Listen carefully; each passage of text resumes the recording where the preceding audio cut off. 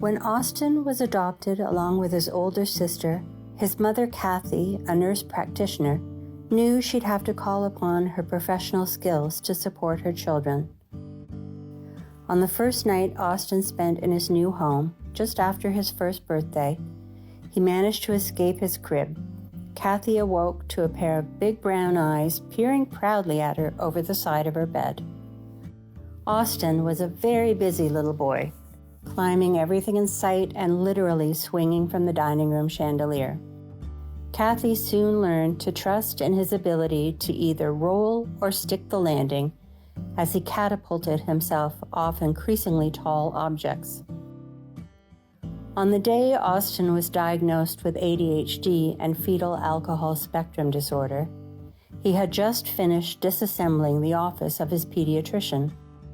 Austin could take apart and reassemble virtually anything and create something new out of random found objects. He had exceptional intelligence and an abundance of creativity. He was a talented mathematician and metal worker with a passion for power tools. Teamwork was not Austin's strong suit, but he excelled at individual sports. He was remarkably successful at fishing. The family had a boat and would visit Georgian Bay in the summers, where he was in his element. Austin's teen years were rocky, but Kathy cherishes the memory of the two of them singing at the top of their lungs on the way to and from his psychiatry appointments in another city. She would convince him to turn off his rap for a bit, and they would belt out classic rock songs by Queen and Led Zeppelin. Austin died at the end of what was probably the best day of his young life. In accordance with COVID restrictions, he had participated in a drive-by high school graduation, followed by a pizza party at home. He was looking forward to exploring apprenticeship options for the fall. Austin's girlfriend Alex was taking part in the celebrations that day. To stay within their COVID bubble, the pair had been spending weeknights at his place and weekends at hers. They'd only been together 3 months, but had fallen deeply in love. Both Austin and Alex were in active addiction, but were practicing harm reduction as best they could, using cannabis in lieu of riskier drugs. Kathy takes comfort in the fact that her son's final hours were spent with Alex, and even that his final moment probably felt like being hugged by an angel, to use Austin's description of a fentanyl high. Since Austin died, Kathy feels the intense relief familiar to so many parents whose worst fear has been realized, paired with the agony of a knife wound to her core. Alex tried to save Austin with naloxone and CPR. Traumatized beyond measure, she died 2 weeks later.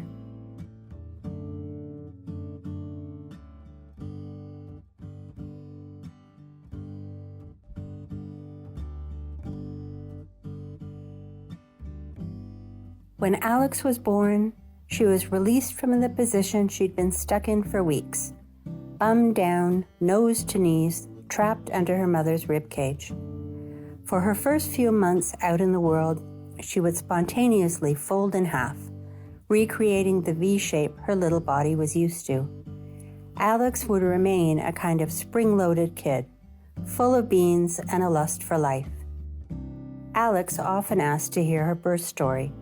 Her mother Brenda's only pregnancy was actually quite perilous. There were multiple complications that risked her health, and she was concerned that she couldn't feel the baby moving. It was a satisfyingly scary story with a happy ending. The baby was rescued and her mother freed from danger. Alex loved it. Alex exuded confidence, the kind of confidence that allowed her to intervene if another student was being picked on or excluded. She would sidle up to that kid and start playing with them. She was not afraid to admonish bullies. She would take a stand if she saw anyone being unkind to another person or an animal.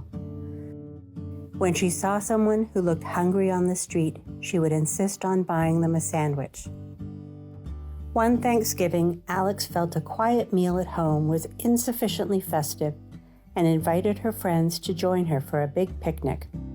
Her mother agreed to transport all the food to a park, along with Alex's princess bedspread, because the occasion called for a royal theme and a warm, cozy blanket.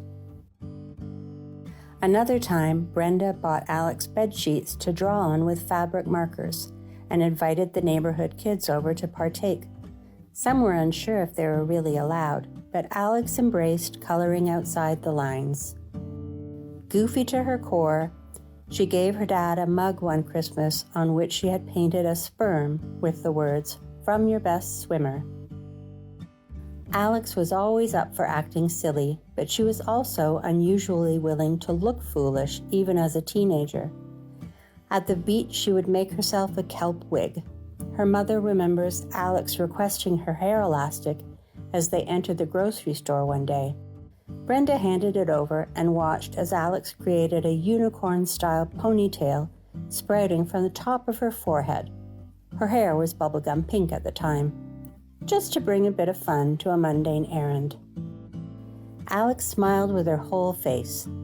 She would often ask her mother, "What's your favorite sound?"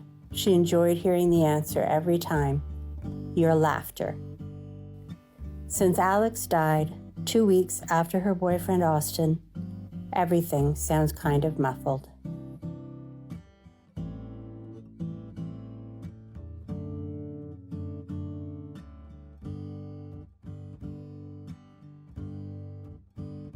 When Brock was born, he was joyfully welcomed into the family home his parents had carefully chosen in Courtice, Ontario, east of Toronto. They knew they wanted several children and delighted in the arrival of each one.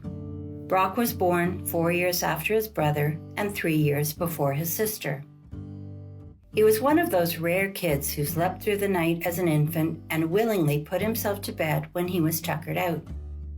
Brock relished a crowd. He and his siblings and cousins were a tight-knit gang, and his mother Vicky noticed early on that he operated best as part of this collective.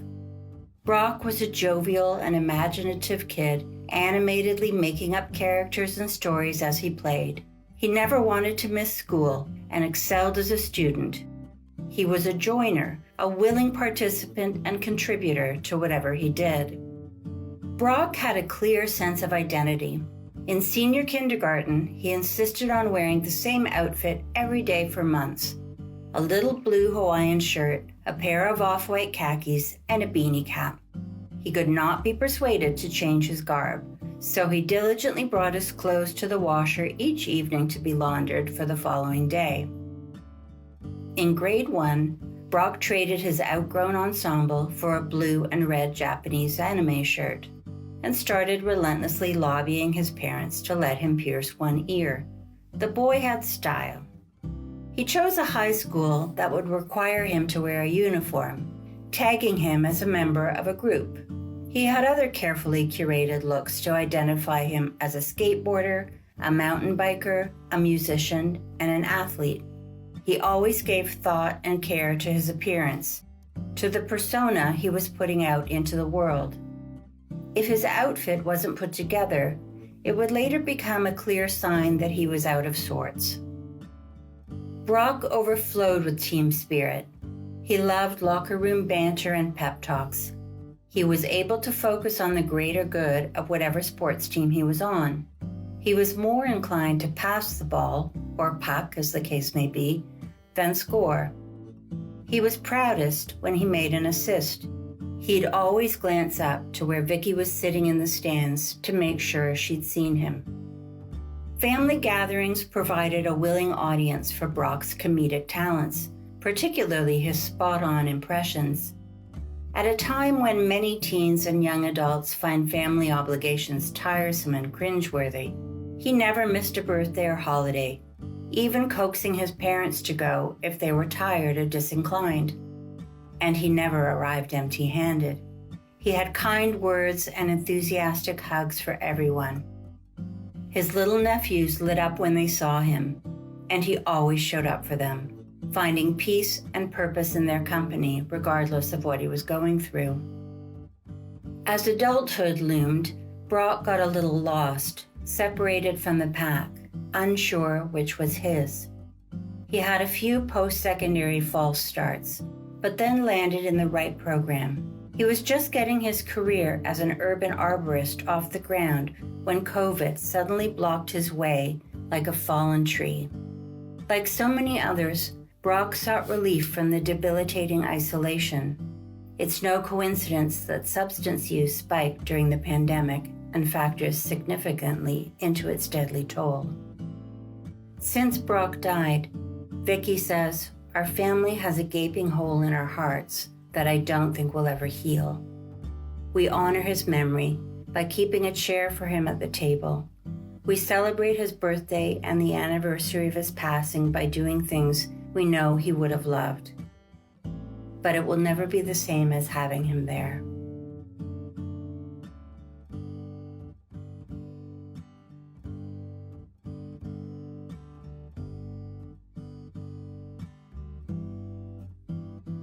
When Hilary was born, Danuta was thrilled to welcome her first child. She and her husband had cobbled together the money to buy a house in North Toronto, and she used her mat leave to embrace her new life by attending local parenting groups, making new friends, and enjoying her newborn. Her second daughter arrived 20 months later. The young sisters were always busy making castles in their sandbox and toddling around the backyard. Hilary was very skilled physically. She tried out a multitude of sports, tending to quit as soon as she became proficient in each one. The family loved camping and returned often to Algonquin Park, becoming very familiar with its geography. Danuta pictures her girls always in galoshes and swimsuits, sometimes underneath big sweatshirts, puttering along the shoreline looking for frogs and other critters to catch in their plastic buckets. As soon as they got older, they loved resort vacations south where they eagerly joined in all the recreational activities. From a very young age, Hilary was concerned about her appearance. By 10, she was convinced she looked fat and avoided being photographed. Danuta had grown up in a family where physical attractiveness was prioritized and did her best to counter this message and mitigate its harm. Her mother and other family members on both sides lived with serious mental illness. Hilary developed an eating disorder in her early teens and seems to have been genetically unlucky in terms of her health. Hilary felt things very intensely. She overreacted to small defeats and had trouble bouncing back from them. In grade 10, she started to struggle in school, and by grade 11, she was debilitatingly ill with bulimia. Against considerable odds, Hilary finished high school and was admitted to chef school, but it didn't stick. She decided to try university and earned the missing credits she needed for admission. She was accepted at Concordia in Montreal, but it was too much for her to handle. As soon as she arrived on campus, she went missing and wound up in the emergency room. Hilary's final but brief attempt at post-secondary schooling was in an ECE program. She had unlimited patience for small children, even if it took them 20 minutes to locate and put on one shoe. A great many hospital and rehab stays followed. They left no stone unturned. Danuta sadly concludes, "Nobody could help my Hilary." Danuta particularly dreaded the first Christmas after Hilary's death. Her daughter loved everything about the festivities, all the cousins, presents, noise, and chaos. Since Hilary died, a wildly messy holiday kitchen is a hard place for her mother to be.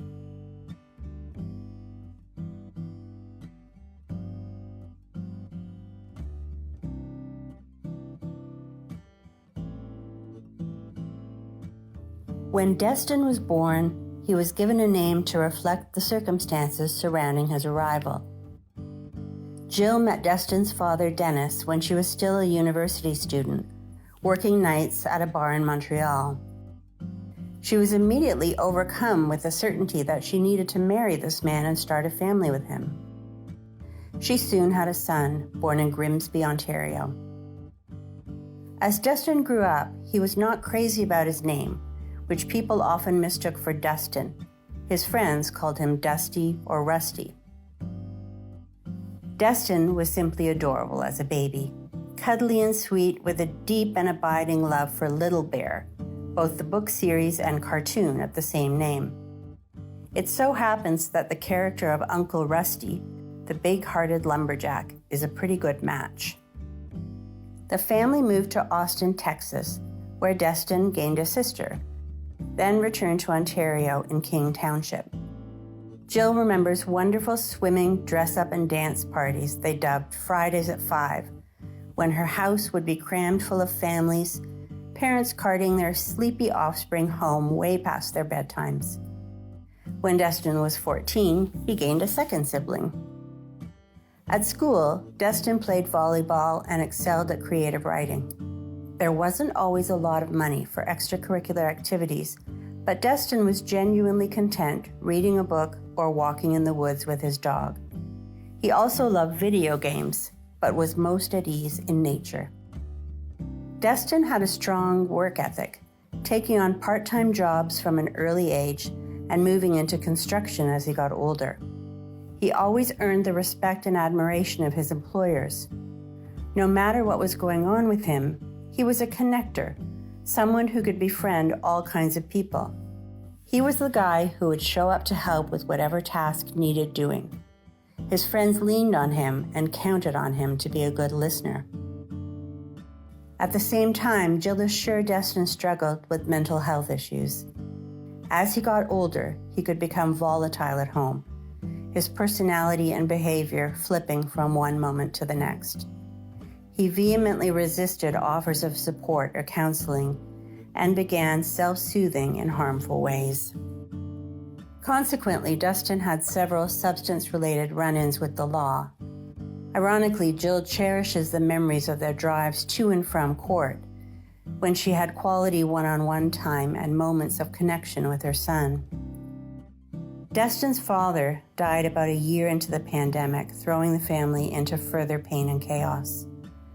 Jill spent the 12 months following her husband's death fighting to keep her son alive. Since Destin died, Jill has carried on with the ferocity of so many solo parents. In her eulogy, she described Destin as the sweetest, most lovable, hardworking, messed up person you'll ever meet. All the love in the world was not enough to patch up and spackle the part of Destin that was so afraid to look at what was hurting him.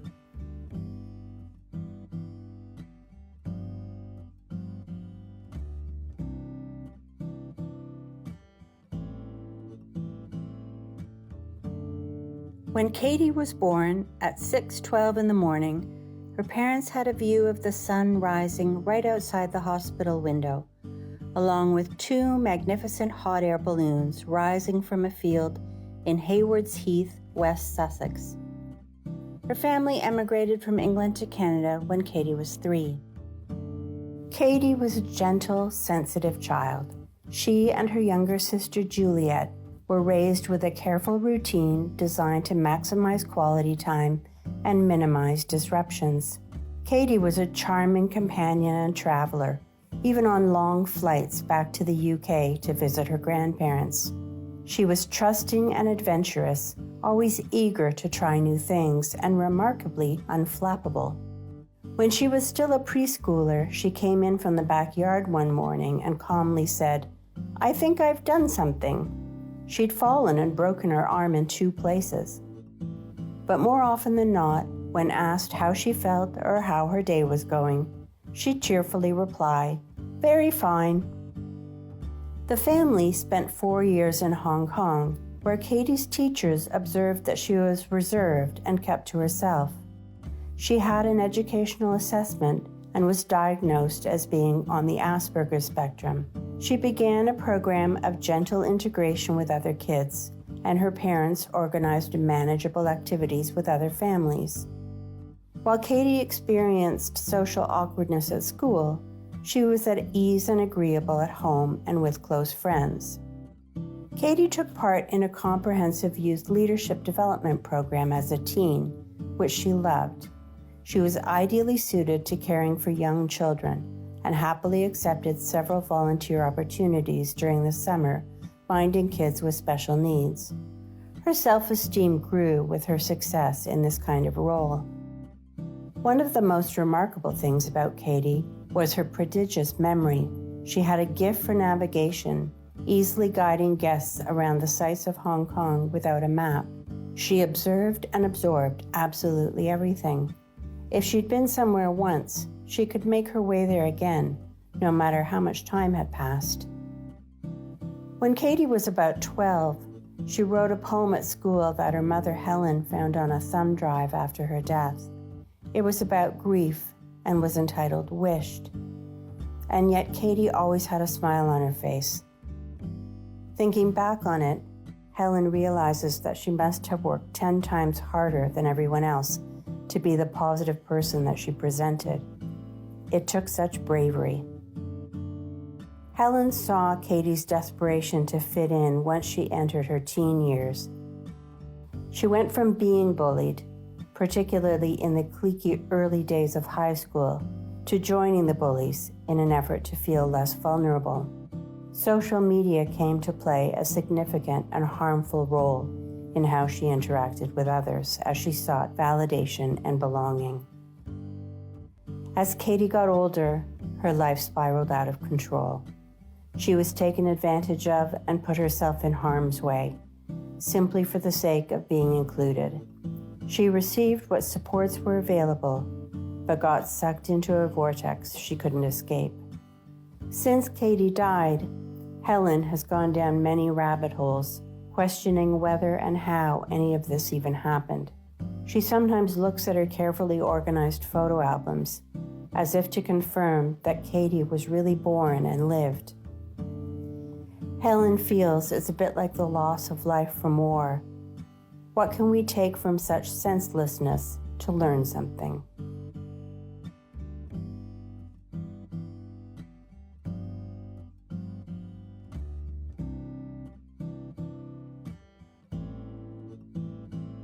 When Nathan was born, it was as if his little body held the intergenerational muscle memory of swimming in the ocean.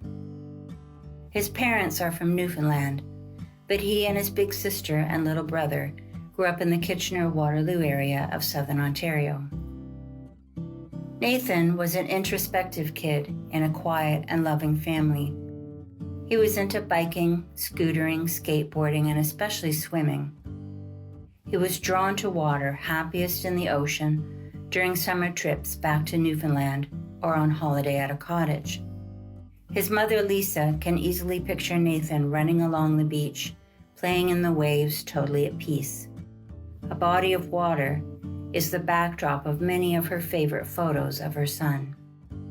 Nathan always felt more comfortable with his sister Danielle around, especially in unfamiliar situations. They shared many childhood experiences, swimming lessons, skating lessons, and exploring the outdoors in search of frogs, turtles, and worms. They had imaginative adventures in Danielle's play kitchen. As their friend groups changed in high school, they drifted apart, but found their way back to each other in their later teens. They were both deep thinkers with the mysteries of the universe to discuss. They also shared a passion for healthy living and natural remedies. Nathan became very skilled at making kombucha. Lucas, who was 7 years younger, remembers Nathan taking him to the candy store and just chatting with him aimlessly while they enjoyed their treats. The boys would hang out together with their geckos, Draco and Zeus. Both were originally Nathan's pets, but he gave one to Lucas. They spent hours playing Xbox and jumping on their trampoline. Lucas loved sleepovers with his big brother, and Nathan adored his little brother. In middle school, Nathan started to withdraw, and in high school was treated for a number of mental health issues.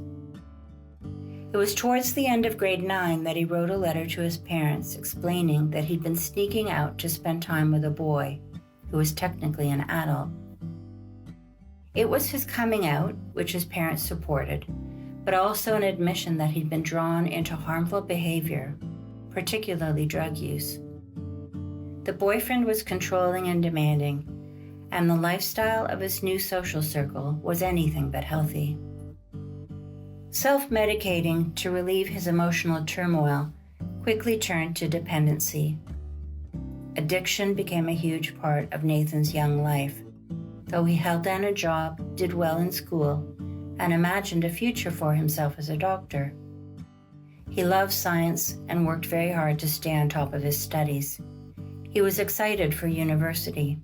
He planned to pursue health sciences or chemistry. Once he extricated himself from his first relationship, Nathan got to experience romance a second time in grade 12, which is a solace to his loved ones. He found a kind and caring boyfriend. Lisa has a sweet memory of shopping with Nathan for a new outfit and feeling so happy for him as he excitedly got ready for a dinner date when things started to open back up post-COVID. Nathan's impact on his peers is evident in the cards they wrote to his family and in his high school yearbook after his death. Nathan had one of the biggest hearts I've ever known. He never hesitated to be of help to whoever needed it. He always reassured me. The best way to remember Nathan is to be kind to one another and celebrate our differences. When Nathan died, he was in a residential treatment program, which he had willingly entered at 17 towards the end of the fall term of grade 12. The staff member who welcomed him said to his mother, "You can breathe easy now. He's safe." Lisa visited him there the day before he died. He wasn't feeling well, but it didn't occur to her that he was in withdrawal. Since Nathan died, she has been embroiled in a different kind of struggle for answers and accountability. Like all bereaved parents, it's not a quest for closure, but a human impulse to protect other people's children that drives her.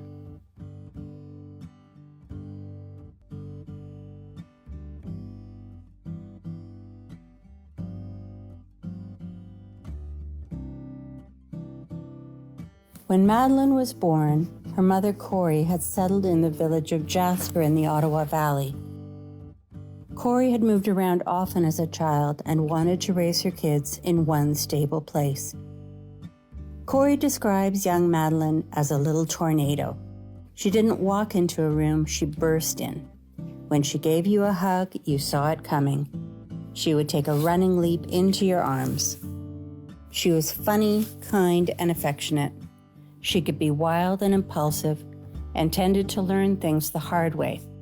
If you told her to go slowly down a hill on her bike, she'd have to absorb the message by wiping out. At the same time, she was always alert to the needs of those around her. Madalyn was watchful, taking everything in, absorbing other people's feelings.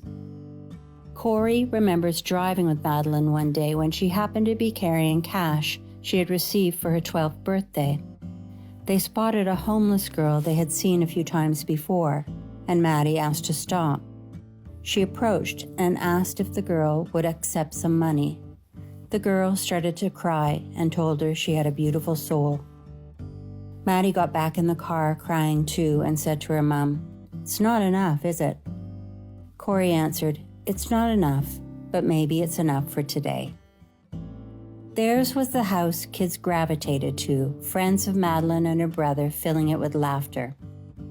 Home was a happy place, but Maddie struggled to fit in at school. She had trouble academically, but found supportive teachers and made it through middle school, even winning Athlete of the Year in grade 8. Dual diagnoses of bipolar II and borderline personality disorder felt crushing to Madalyn and hung like a specter over her teen years. Her illness made secondary school nearly impossible. She white-knuckled it through grade 9, but was in constant distress about being different from her peers. Madalyn was in and out of hospital many times and able to find a combination of treatment and medication that adequately eased her symptoms. She was always in flight mode.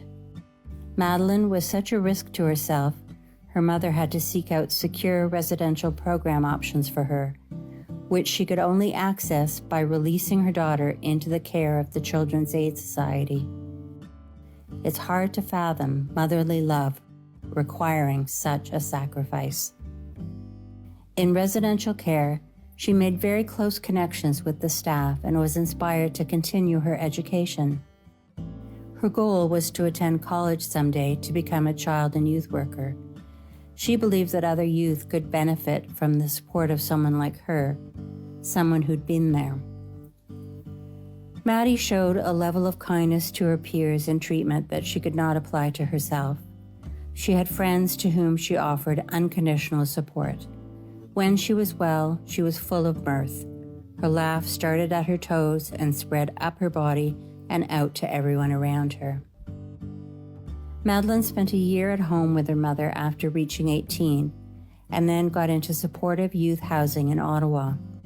Corey's thankful that her relationship with Madalyn remained unbreakable through all the turmoil.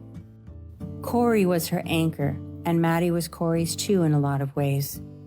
They had so much in common, sharing the same passion for music, movies, fashion, and good food. Corey never gave up, always looking ahead to the next small thing that might bring relief, and to the passage of time that would perhaps help her daughter's brain mature and adapt to the point where she had a decent quality of life. Maddie swung between hope and profound hopelessness. The drugs and alcohol that provided a brief balm for her wounds ultimately took over control. Around the same time Madalyn died at the age of 20, another young adult in their small community died in a car accident. Corey asked herself, will people see Madalyn's death as less tragic? But she chose to write a very honest obituary for her daughter, despite her fear of judgment and stigma. Not long after it was published, she hesitantly ventured into a local shop, and the owner immediately embraced her and said, "Your obituary saved someone's life." This is undoubtedly true, but since the moment Madalyn died, her mother has often felt like the walking dead, lurching through each day in a haze. Having fought against her daughter's despair for so long, Corey's new challenge has been to resist her own. One of the forms of resistance she came up with was to mark Maddie's 21st birthday by handing out 21 little glass hearts and receiving 21 hugs in return.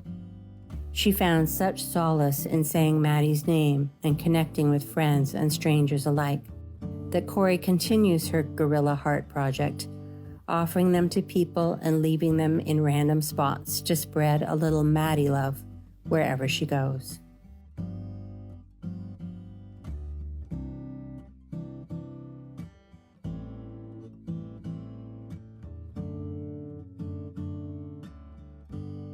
When Zach was born, his mother Susan was single, with supportive extended family around her. Her relationship with Zach's father hadn't worked out, and he moved away. When Zach was old enough to ask about his dad, Susan showed him pictures and shared that this was his biological dad. His language skills being under development, Zach thought he was called his illogical dad, and the joke stuck. Zach was a joy, and he didn't sleep through the night until he was 12, Susan says in a single breath. More than anything else, he was a performer. He was musical, noisy, and extroverted, and he was always playing make-believe. He would so often pretend to fight fires with his skipping rope that one day when he announced there was a fire in the kitchen, his mother cheerfully told him to put it out, not realizing flames were coming out of the toaster. On his first day of kindergarten, Zach put his arm around another kid who was crying for his mother and invited him to play with some trucks. It was a trait that never left him. He would defend other kids from bullying, always loudly and unapologetically. He had a knack for being at the center of the action. When Zach was 16 and started dating, he disclosed that his stepdad had sexually abused him when he was still a preschooler. This man had been physically abusive to Susan, who left him shortly before her second son was born, but Zach's revelation came as a complete shock.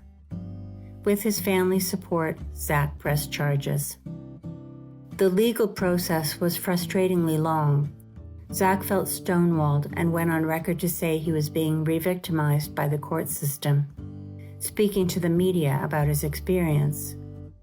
While he waited for his abuser's arrest and trial, he filed a criminal injuries lawsuit, which allowed him to tell his story and hear the authorities say, "We believe you."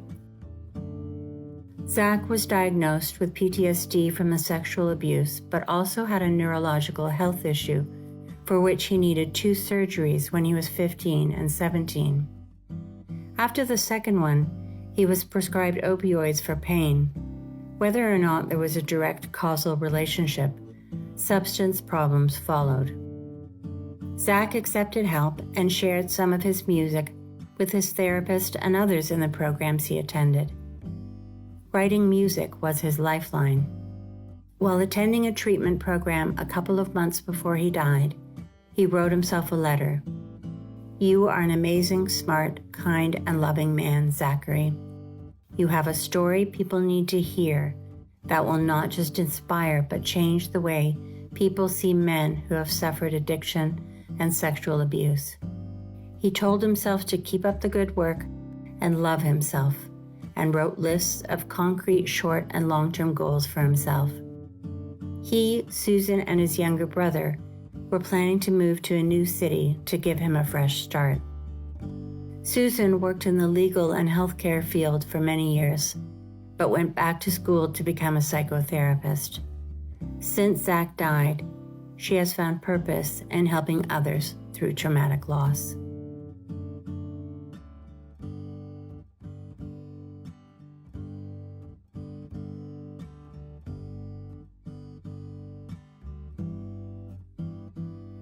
When Ula was born in Tulum, Mexico, she was welcomed into a community of idealistic locals and expats in a gorgeous natural setting.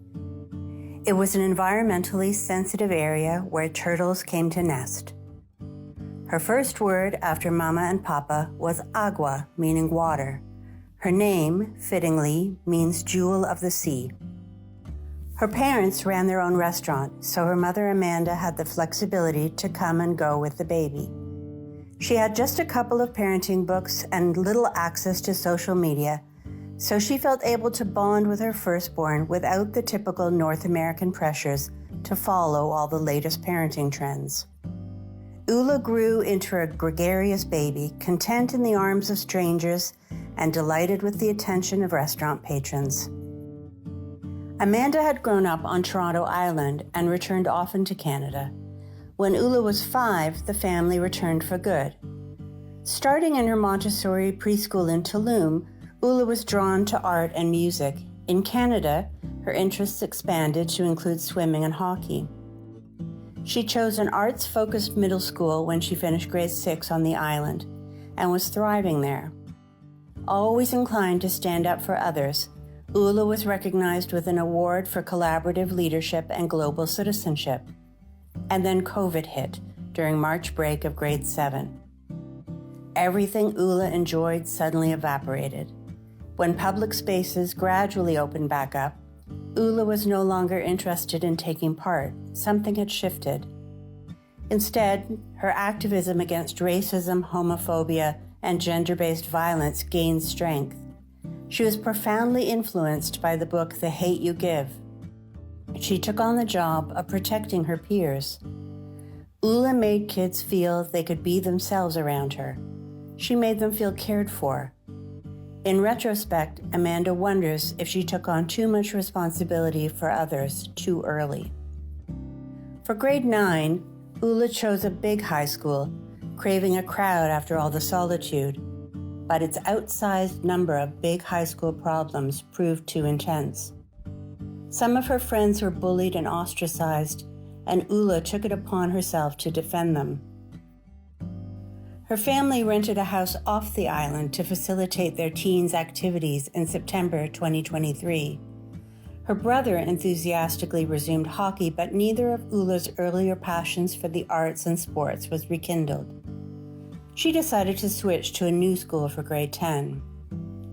Ula made new friends, some of whom gravitated to Christie Pitts, west of downtown Toronto, where an ad hoc group of kids from different high schools increasingly gathered to party.